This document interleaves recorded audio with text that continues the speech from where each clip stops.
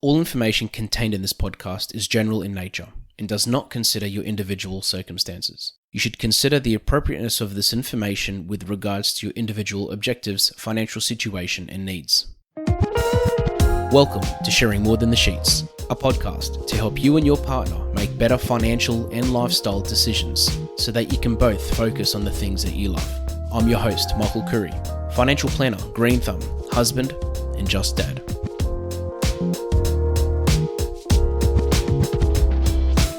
The cost of living is reducing, said no one ever. Today, I want to share with you some quick wins and some tips that you and your partner can utilize to get on top of the cost of living and to help manage it better and maybe kick it in the butt. They are some strategies that you've probably done before, that you've probably utilized, things you've probably tried or thought of trying. And today, this is more of just a reminder to go back to them and to go back to the basics to see what you can do with your partner to try to get on top of the cost of living increase that I am talking to couples about all the time. And it is a conversation that doesn't seem to be slowing down. Before I begin, the most important thing to keep in mind is that you need to talk to each other about why you're doing these things. And it isn't just going to be, oh, we need to spend less money. It's, okay, why do we need to spend less money? Is it because we want to save more so that we can go on that holiday we want to go on? Is it so that we aren't as stressed out about our finances? Is it so that we can do that renovation we've always wanted to do? Or is it because we want to be able to go out more on weekends as a family? Whatever it may be, it's important to make it very clear as to why you're actually going down this path. The second thing is that this all highlights the importance of having a budget, having a structure in the way things are being managed.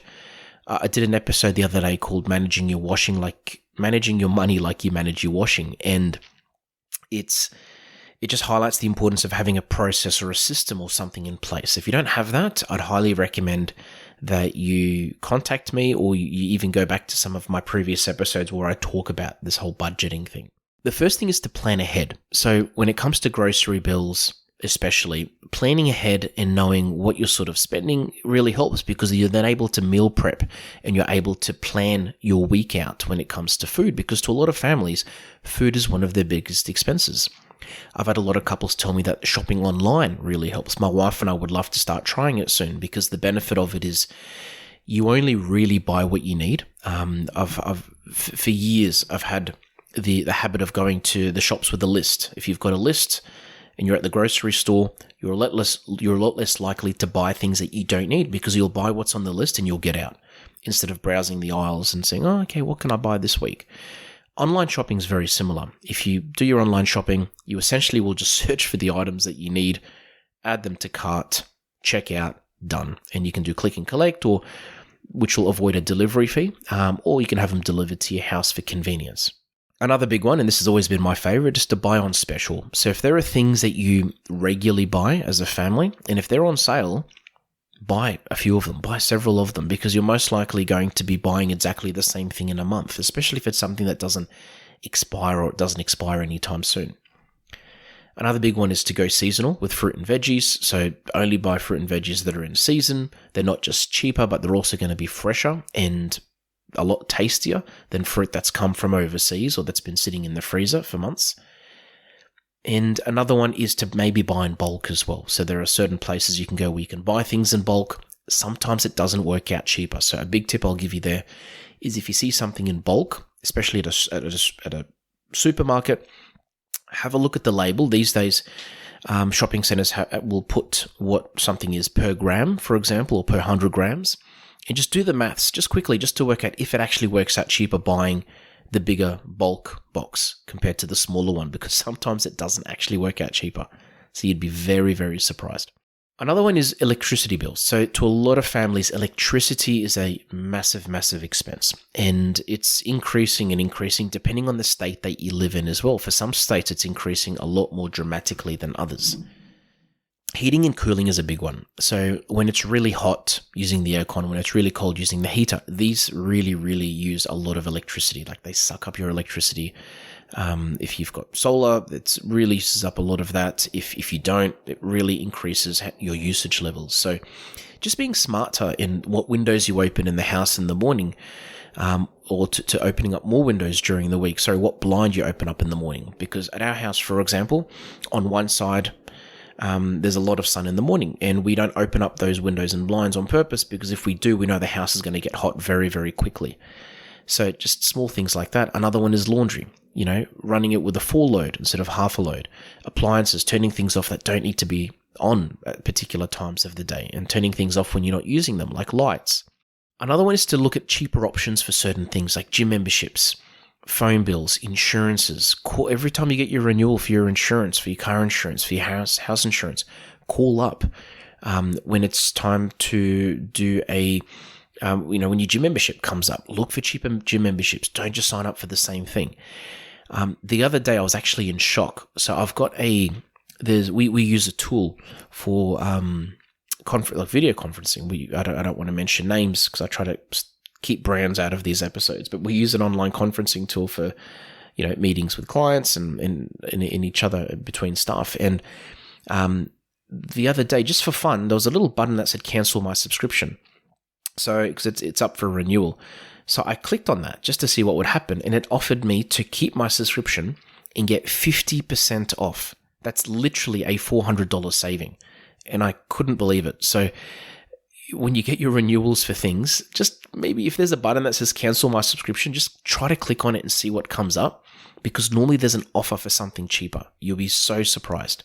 And I want you to, if you've done it and you've saved a lot of money, please message me, because I get excited hearing about these savings. Another one is streaming services. If there are streaming services that you don't use, big one there, because a lot of us have multiple things, for different streaming services that we probably used a while ago, but we don't use anymore. Eating out, try to minimize it, or set maybe different days in the week that you eat out as a couple or as a family. Transport, try carpooling. Different ways on saving on transport there as well. Not as easy, but usually. All in all, I can't emphasize enough the importance of having a budget and having a structure, because when you do that, you know where your money is going. Without that, you don't know where your money's going. Now, I'm an advisor. I deal with money all the time. I've studied this stuff, and I need a budget.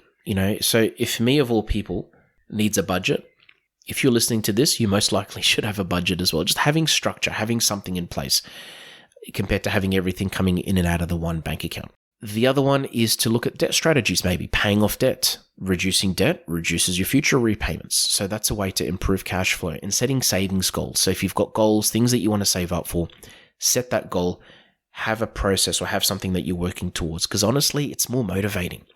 When you're trying to reduce your expenses to work towards something, it's a lot more motivating than reducing your expenses because you should.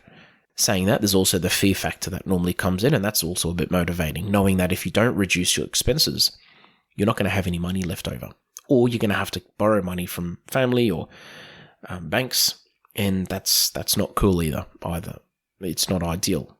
So I hope this has helped. Again, some of these points, as I said, maybe all of them you've tried before, but see this as a bit of a reminder. We all go through phases where one year we're sort of really trying to save money, and some years we're lazier. So use this as a bit of a reminder to maybe try some of these things. If you have saved money in certain areas and you've had a bit of a win, let me know. Phone bills, internet, whatever it is. I love these messages. I get excited when I hear them. Or when I read them. So when I hear these stories, it's just, it's power to the people, I guess. So I hope you've learned something from it. I hope you take something away from it, and you can try to just look for these quick wins so that you can save money for you and your family.